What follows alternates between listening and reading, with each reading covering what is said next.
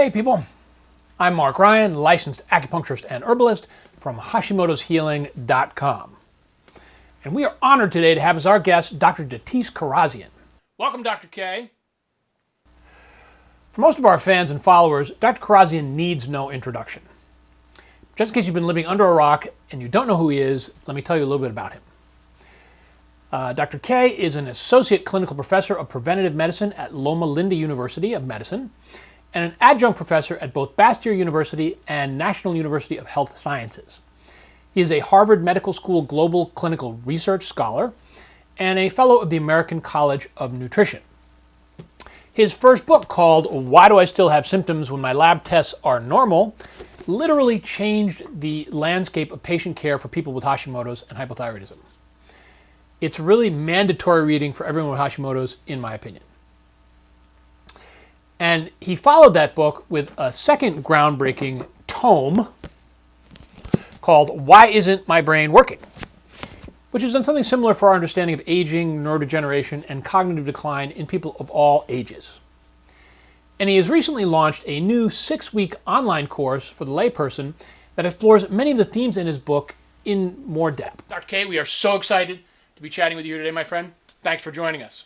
Thank you, Marc. It's a pleasure to be here, as always. So we've got a lot to cover, and basically my intention for today is to really give folks a sense of how Hashimoto's and hypothyroidism impacts the brain. Okay.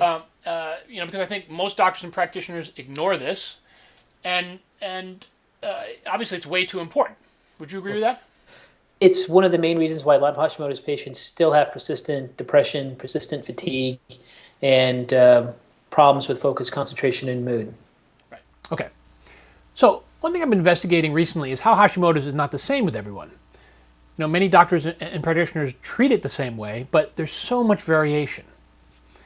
You know, women who've been diagnosed can be at different stages of progression of the disease, at different phases in life, and the impact of all the other systems of the body, and the brain in particular, are often just simply ignored.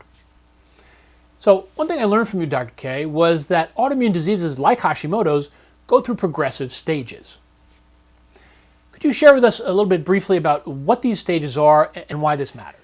Sure. So we know that most people that first develop an autoimmune disease first go into what's called the silent stage. In a silent stage, they don't really have any obvious symptoms, but their lab tests show high antibodies. So the labs show positive antibodies to a self-tissue. The tissue could be thyroid gland, or could be their adrenal glands, or could be their joints, it could be whatever tissue, right? But they have these antibodies with no symptoms whatsoever. So that's called silent autoimmunity. We tend to refer to that at stage 1. And then as the autoimmunity progresses, they get into something called autoimmune reactivity. And this is still not a disease yet. Autoimmune reactivity, the patient has symptoms of inflammation in the tissue that the autoantibody response is taking place in, but the tissue is still maintained and the labs still show positive antibodies.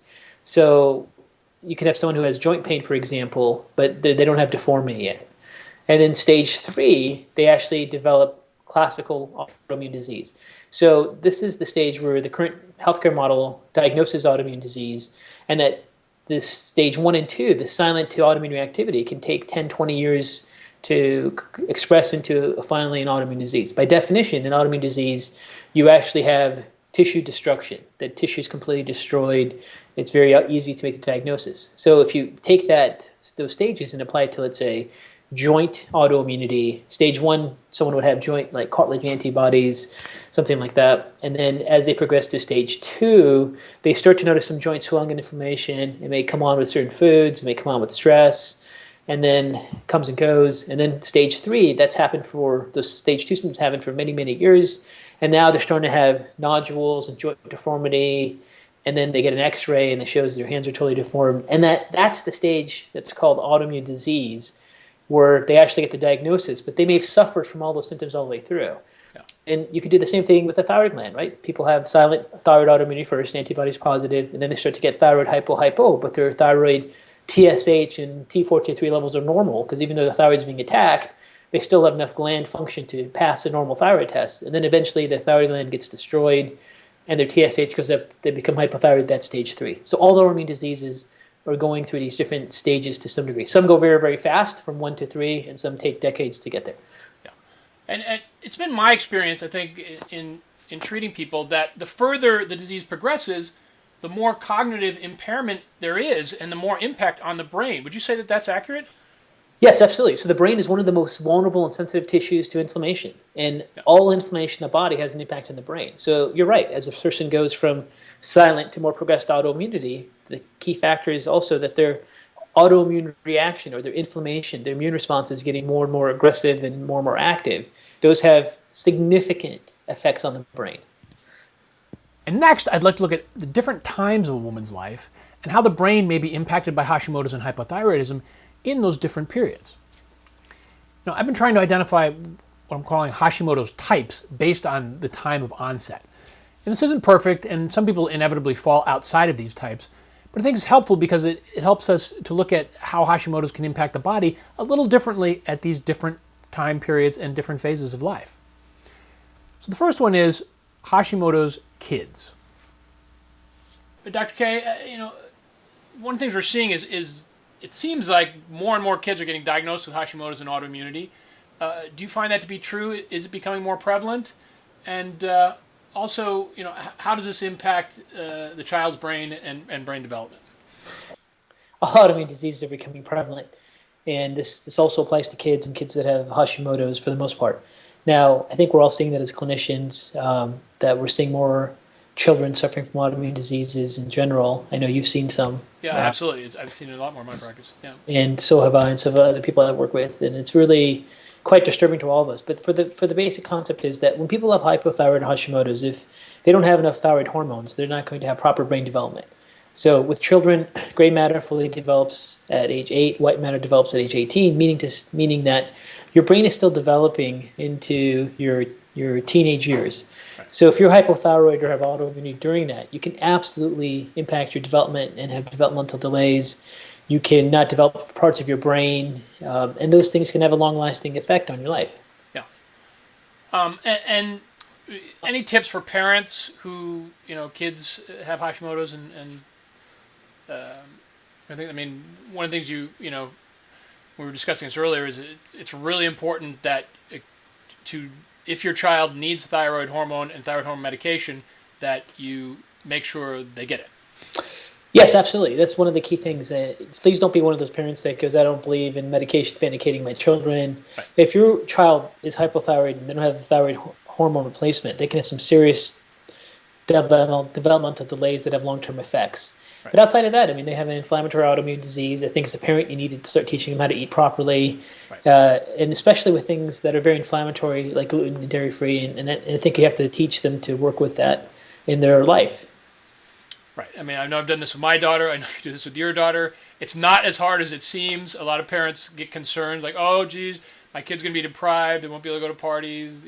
All the other kids are having gluten and dairy. But it's that important. It is. Yeah. All right, very cool. The second time period is adolescence. And these are what I'm calling Hashi-tweens. According to the research I've seen, mid-adolescence and puberty seem to be a common time period for onset of the disease. It's a time of major hormonal change, and that's bound to impact the immune system and other systems. Have you found that to be true? And how can Hashimoto's and hypothyroidism affect the adolescent brain and development during adolescence? Well, I think it transcends through the entire developmental progression from birth all the way to adulthood. If you're hypothyroid in any part of that, you have developmental delays. If you have any inflammation, that promotes lack of proper plasticity or connectivity of the brain. So these things have an impact on your brain. Yeah.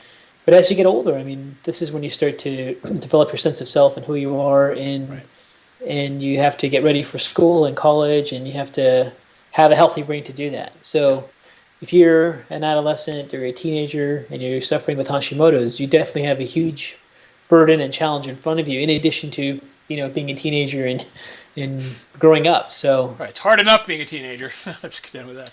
But this is why it's so critical for them to really get a handle of it really quickly. Right. I recently had a really phenomenal experience. I had a patient I've seen years ago. Her parents were both medical physicians, and she came into my office as a teenager with Hashimoto's, just devastated because she was having problems at school and problems with her weight and her metabolism and all these things. And she learned to incorporate all those things into her. She just graduated from college, and now she's going into naturopathic school to help. That's awesome. other people with Hashimoto's. So it's amazing to see someone Right. that was suffering as a teenager learn how to help herself, and now she's committed to sharing that with other people in her life. So that's Right. fantastic. That's a great story. Yeah, and that shows there is hope. It's not, it's not something that's a death sentence or is going to take your life away, but it's a very important time to make changes Yeah. for later on in life. How about things like ADD and ADHD that, often this is another thing that seems to be more prevalent. Students of this age are often diagnosed with this. How is this impacted? And how is this? I think the autoimmunity itself is going to perpetuate many of the mechanisms that promote ADD, ADHD, because the brain is not going to necessarily develop as well. So ADD, ADHD are actually lack of development of the frontal cortex. The frontal cortex is involved with focus, concentration, attention, and when this area of the brain doesn't have the ability to develop and connect, many people have issues with attention and focus and concentration. Now, the mechanisms that cause that is inflammatory, and then you have a whole spectrum of research where things like when ADD kids go off food coloring, they have dramatic improvements. When they go on a diet, they have dramatic improvements. When they support themselves with anti-inflammatory compounds or things like fish oils, they have some great changes. So many of the things that cause ADD overlap with the mechanism of Hashimoto's primarily being inflammatory. Yeah. So once they can modulate their inflammation and their autoimmunity and support their brain health, I mean, it's really the way to go. The fact that they have Hashimoto's means they have risk for any kind of developmental delay, including ADD or ADHD. And this transcends into adulthood. If you don't take care of it as a child, you become an ADD, ADHD adult, which means you'll have difficulty your whole life with jobs, work, business, life, relationships. Yeah, hugely important. And again, this phase of life, also important. The diet is the foundation, right? Gluten and dairy and these other inflammatory foods. If you have Hashimoto's, yeah, and specifically for people that have Hashimoto's, those are key factors. Yeah. The next is the postpartum period. These are Hashimoms. Another really common time for onset, right? Big fluctuations in the immune system happen and big changes with hormones in pregnancy. Could you talk a little bit about that? What happens postpartum and particularly how the brain is impacted? Right. So I think what a lot of women will notice that they've never been the same metabolically after they have their first child, or they just feel like their metabolism never clicked in after they gave birth. And many times they actually had their autoimmune Hashimoto's turn out. Sometimes they know it, sometimes they don't know it. Right. For those who know it, they usually get diagnosed with postpartum thyroiditis, which means the pregnancy hormone surges promoted an inflammatory condition for the thyroid, which is very common. Now, those inflammatory reactions have a significant impact on the brain. Now, the ones who know they have the diagnosis of thyroiditis after pregnancy can at least get some focus and maybe get some direction where they need to go.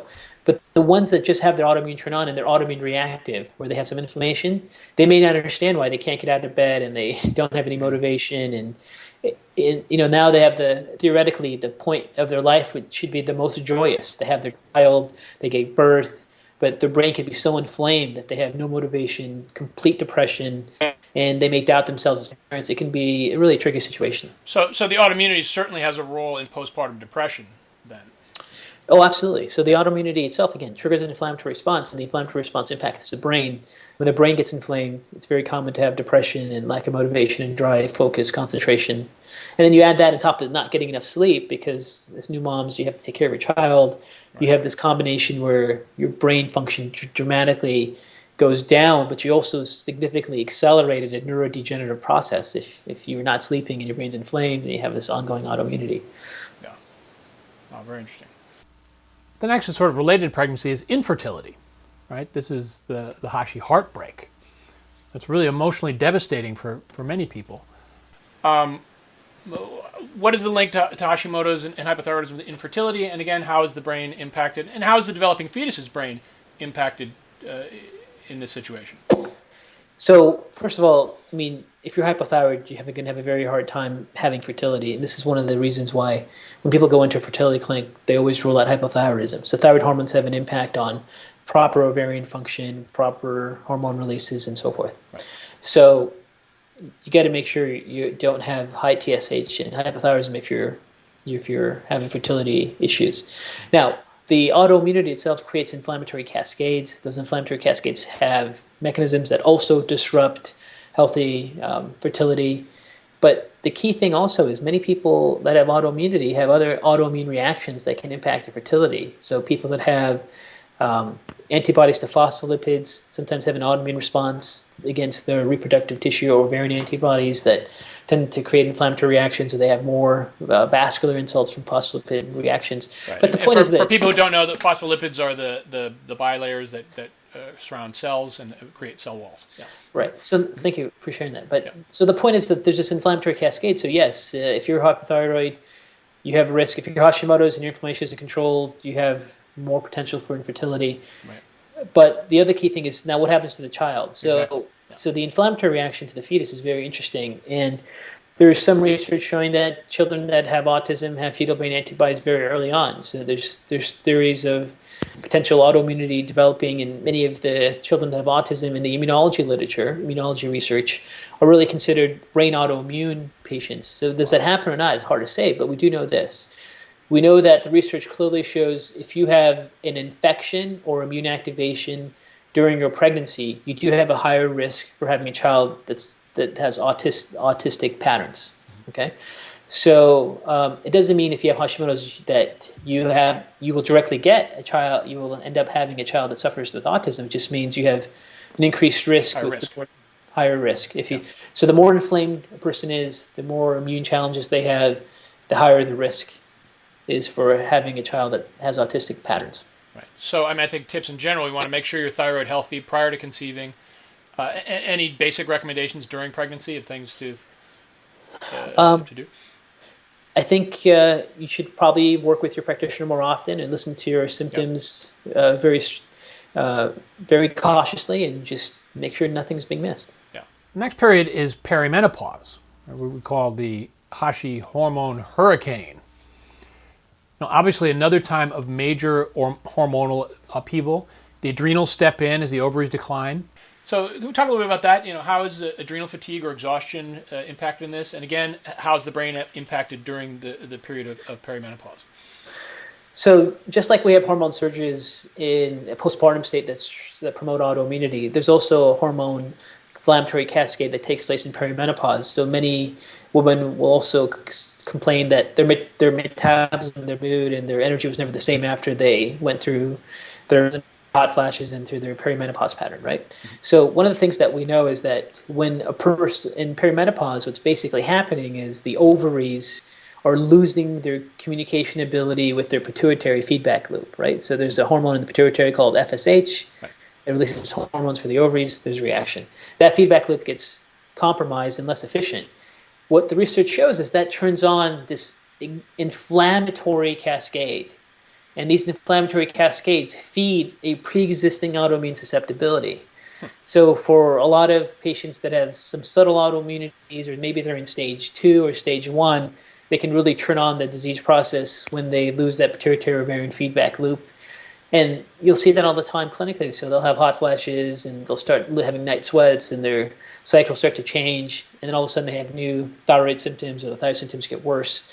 So you have to actually try to get them through that. And like you said, supporting their adrenal gland function is one key way to do it, and all the other things that are specific to their autoimmunity. Right, and I think it's critical too. Like this, really, it's not just a hormonal or adrenal issue. It really is the brain is intimately involved in that inflammatory cascade, that period. Yeah. And finally, we looked at women who are 60s and over. We call the Hashi sage. And I think what's interesting in this period is for many of these women, they've had Hashimoto's and hypothyroidism for many years. For some, it's been properly managed. For others, unfortunately, it really hasn't. And I think we see the development of dementia and Alzheimer's and Parkinson's, these other degenerative brain diseases, and sometimes people don't realize that also can be linked to this process. Could you talk on that? Sure. So let's just say we're talking about a hypothyroid patient who is controlled with replacement. So TSH and hormone replacement is not a factor. So we know that all these autoimmune diseases, whether it's Parkinson's or different forms of dementia or just overall brain degenerative changes that take place, are due to inflammation. So the inflammatory cascade feeds all of them. And basically, without getting too technical, inflammation disrupts cells that are called energy-producing parts of cells called mitochondria. As they're lost, people lose the ability to clear proteins out of their brains that they normally should. So these proteins are called tau proteins and alpha-synuclein. They get in the way of normal transmission, and then the brain starts to atrophy away. When you're hypothyroid, when you're autoimmune, when your brain's inflamed, that process happens much, much faster. So if you have someone who has Hashimoto's in their 60s, I mean, once you turn into the later part of your life, your biggest battle is to maintain your brain, because that's what's going to basically destroy your life at that point. So you have to get the inflammatory mechanism under control. Fantastic. And you know, how do we distinguish between normal aging and neurodegeneration?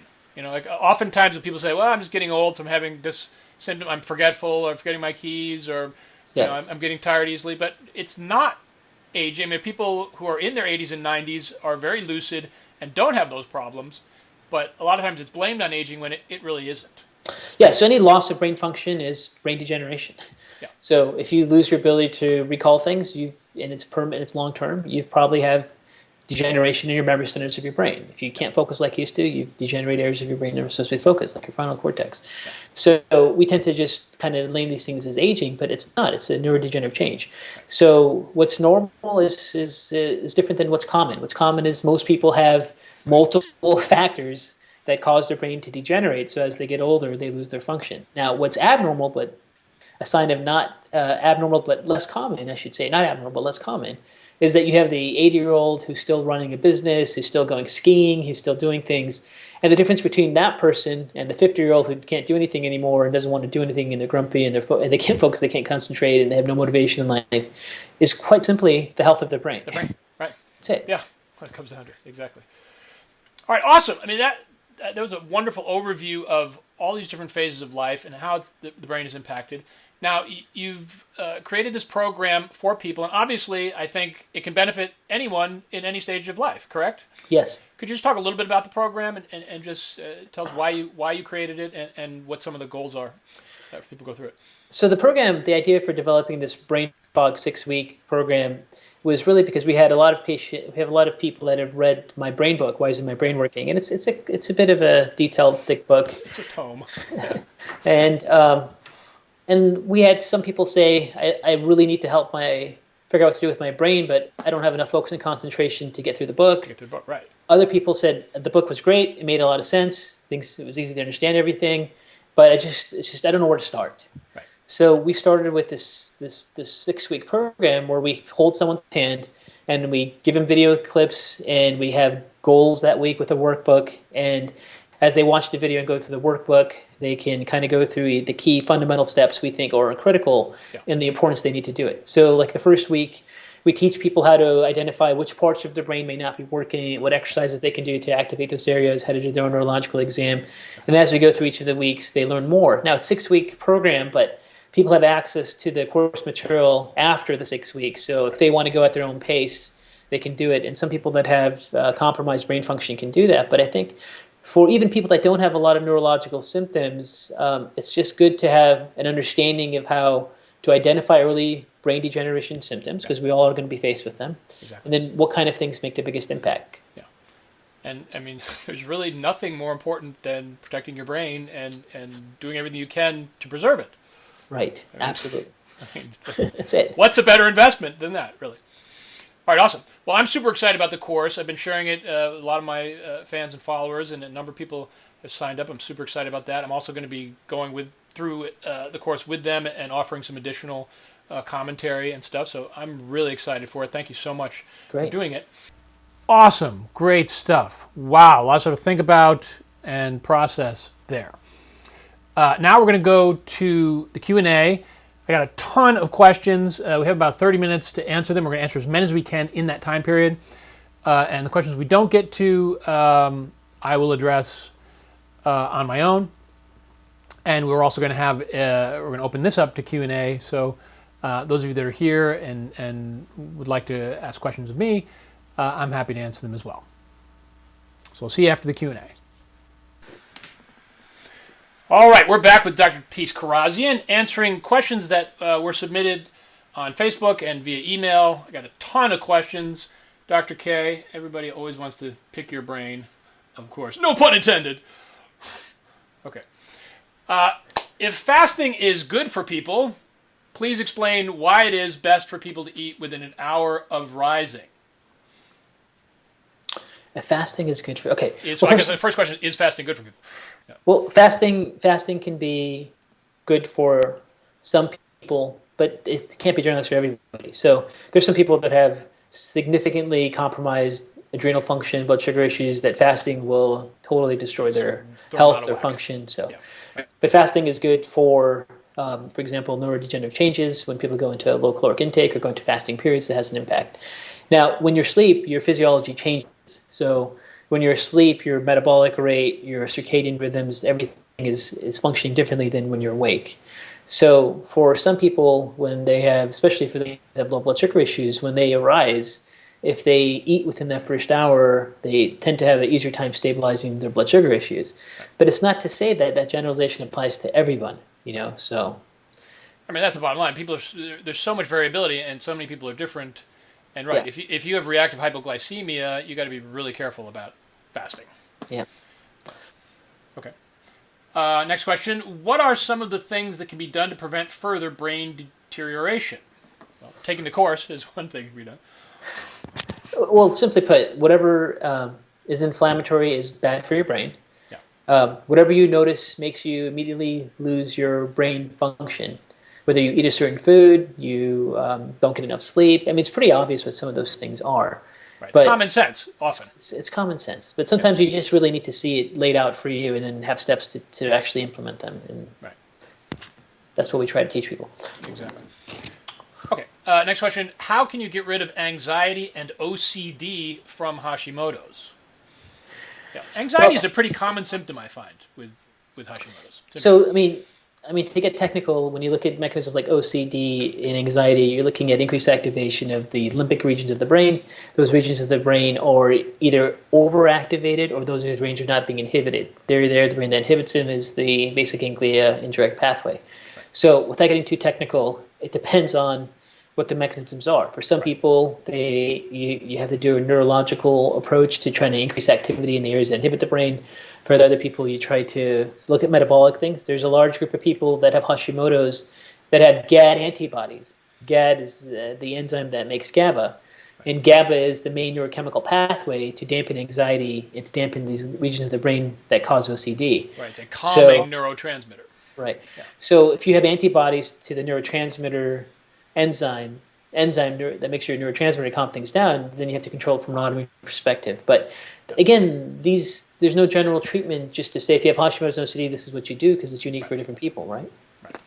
Right, that's always the key. You have to find the mechanism, you have to find the root cause and the reason for that manifestation. Next question, how do you get rid of fatigue? I mean, often fatigue is brain-based with autoimmunity and Hashimoto's. Right. So for me, when I am trying to look at what's happening with patients or teach practitioners how we think through a case, we ask the question, if they have fatigue as a complaint, the question we ask is their fatigue brain-based?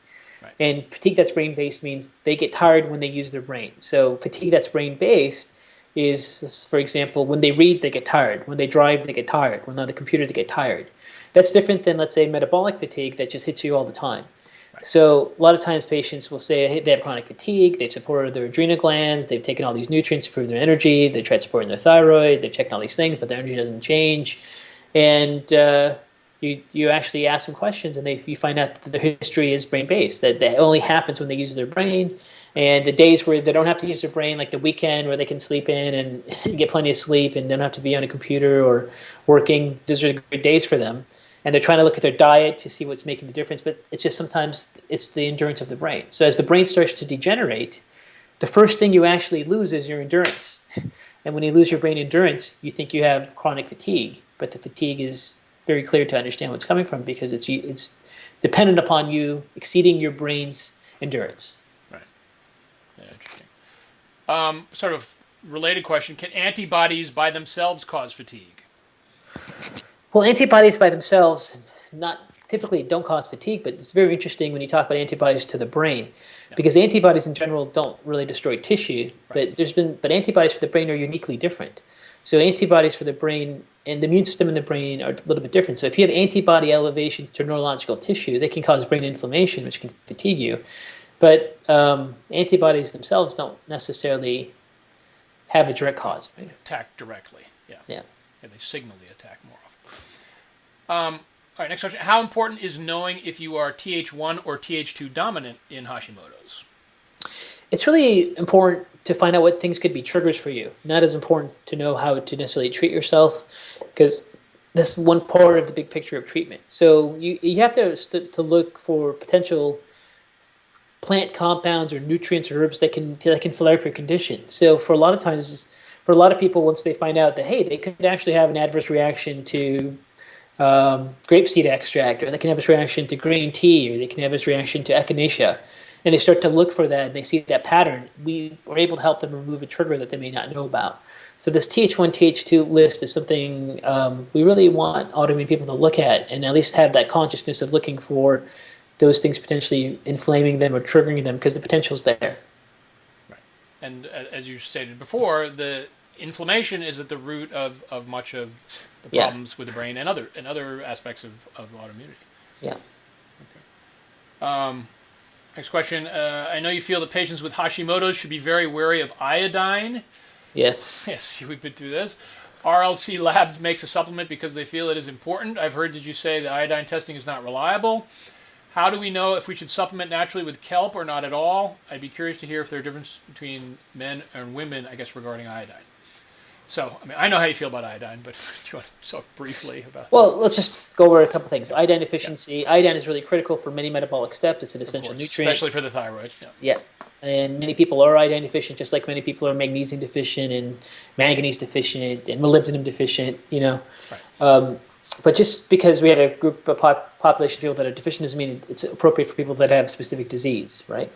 So iodine triggers the production of TPO. That's the target protein for autoimmunity. There's lots of research that shows iodine flares it up.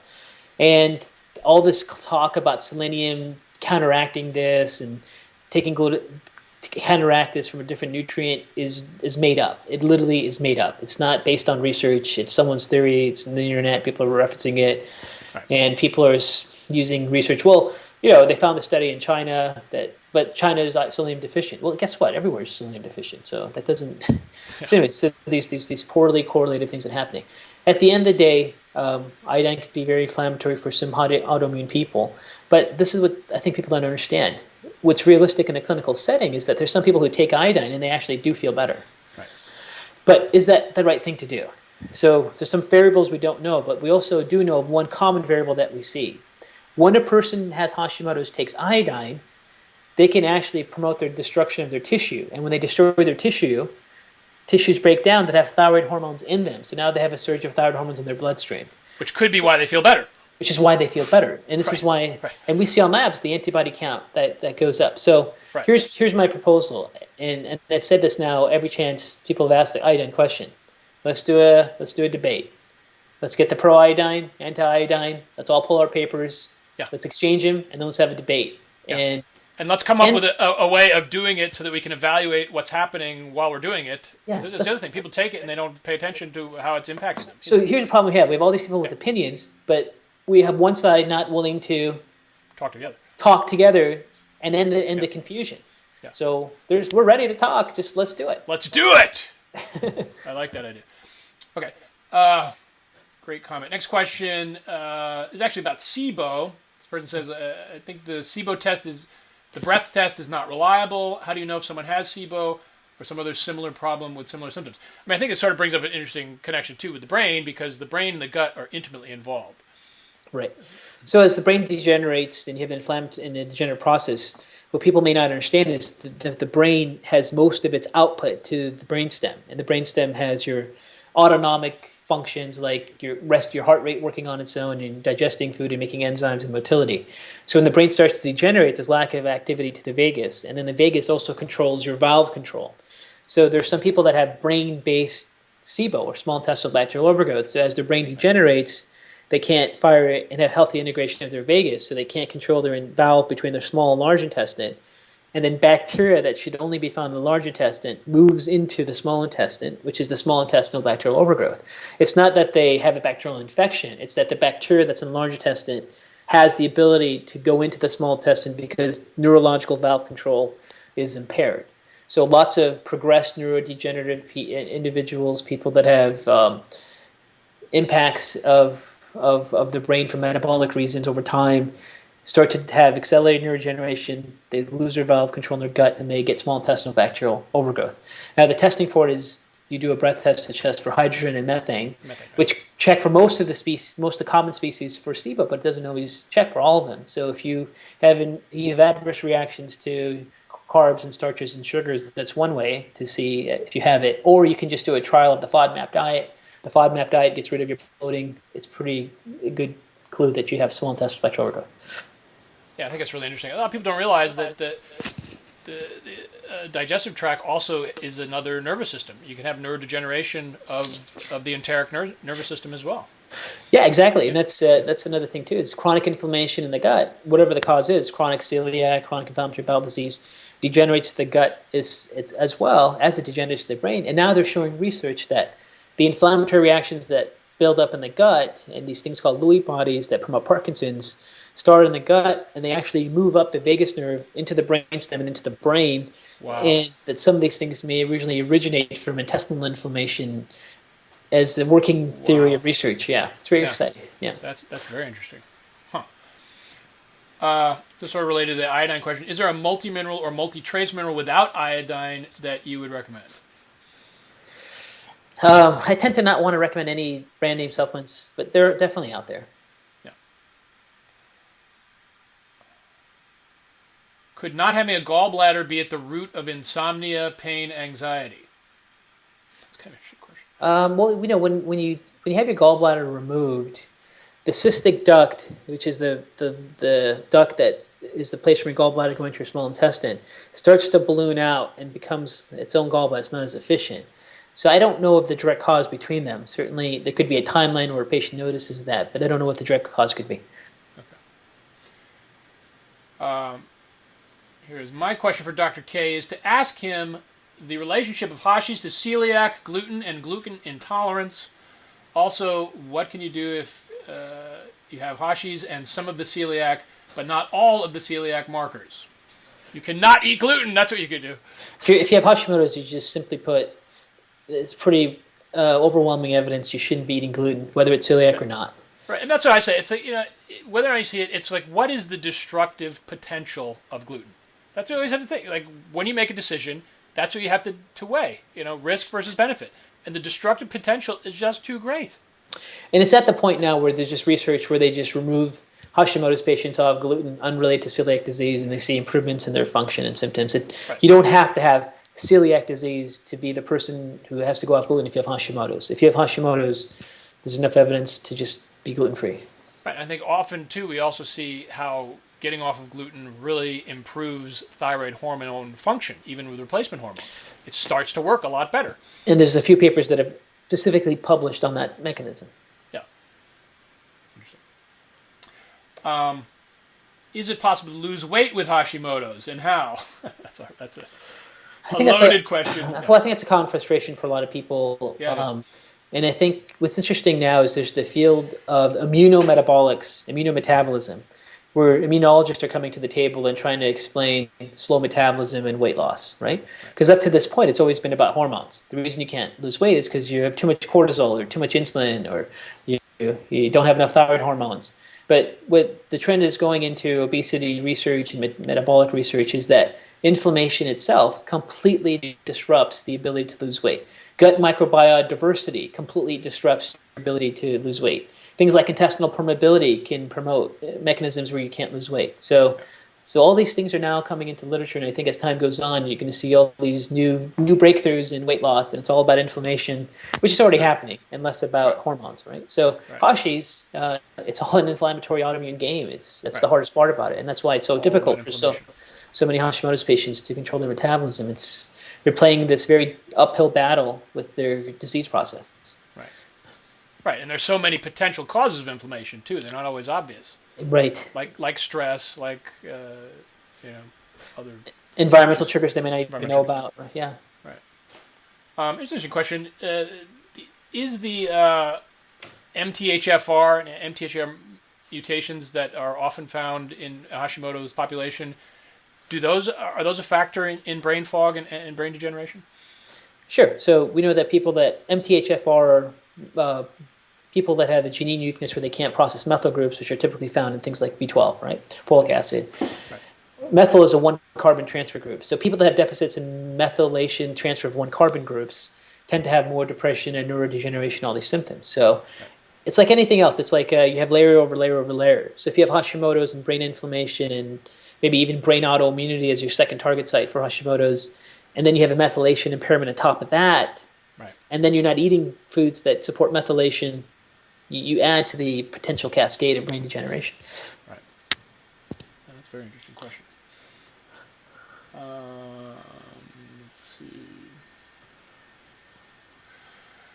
Let's see. So this question I get relatively frequently. What if you've tried almost everything and it hasn't worked? Welcome to the autoimmune disease world.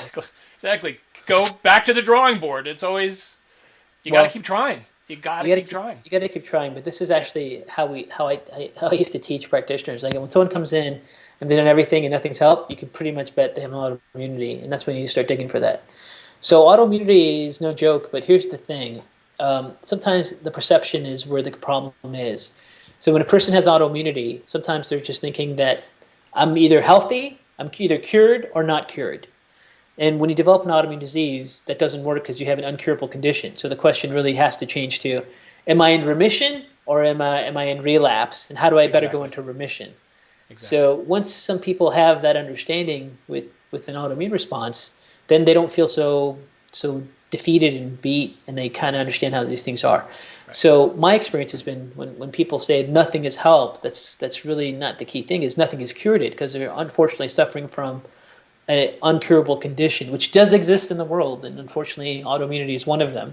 So they have to learn how to change their lifestyle and their mindset, and if they do that, they maybe have much more good days than bad days, right? Exactly, and I think that's critical too. It's really about, first, right, are you moving in the direction of remission? Have you achieved remission? And then, do you maintain that remission? Like it's not, there's no destination here. It's an ongoing journey that constantly has to be recalibrated and reevaluated and reworked. Absolutely. And even the people that do everything right and get into remission, they will still have flare-ups. Sometimes they have no idea why, because there's factors that they haven't identified, and that happens. Right. But the more people look into the causes of their flare-ups and understand them, and then that helps them keep into a state of remission longer. That's the key model. Yeah. Okay, we're almost out of time. Let's take one more question, and then we'll wrap it up.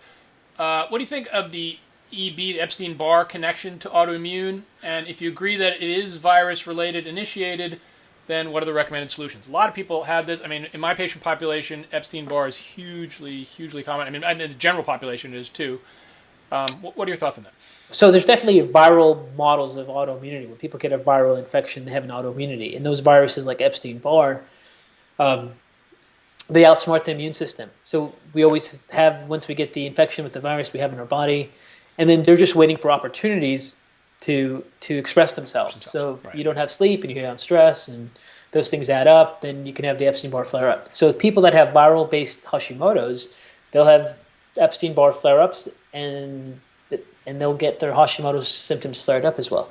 But the problem with Epstein-Barr is that everyone tends to blame something for it, and I don't think people understand that.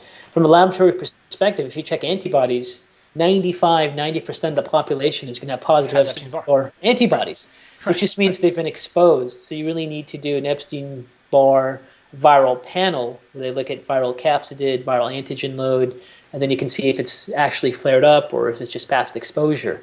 Right. But it's not uncommon to see people go to practitioners and they check for Epstein-Barr and it shows positive with antibody. Now they think that's the cause, and it's really not, right?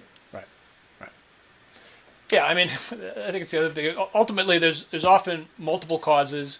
Yeah. It goes back to, again, lifestyle and management and balance and creating supportive life for this condition. Yeah. But for those that do have virus-induced antibodies, we actually find those are the ones when we really support their immune system, both the Th1 and Th2 sides, they actually tend to do better. But again, there's uniqueness for each individual, but that's just a common thing we see. Right. Which is helping to fight the virus when it's activated. Yeah. Right. Yeah. Right. All right, awesome. Well, I think it's about all the time we have today. This has been fantastic. As always, Dr. K, it's always a pleasure to talk to you. I learned so much every single time. I'm really, really appreciative you've taken the time to do this for us. Thank you, Mark. Great job with all the stuff you're doing and reaching out to the community. I know a lot of people are really grateful for all the stuff you put out. Yeah. Thank you, my friend. Look forward to speaking to you again in the near future. And your course starts when? What's the date? So our brain fog course starts April 11th, and you can register, but after registration closes, we won't teach it till who knows when, but you can still have access to the course. If you can't start right at April 11th, you can always log in and get the information. Right. It's going to be a fantastic course, not something that you want to miss. So thanks again, my friend. We will talk to you soon. Have a great rest of your day. Okay, thanks, Mark. Appreciate it. Bye.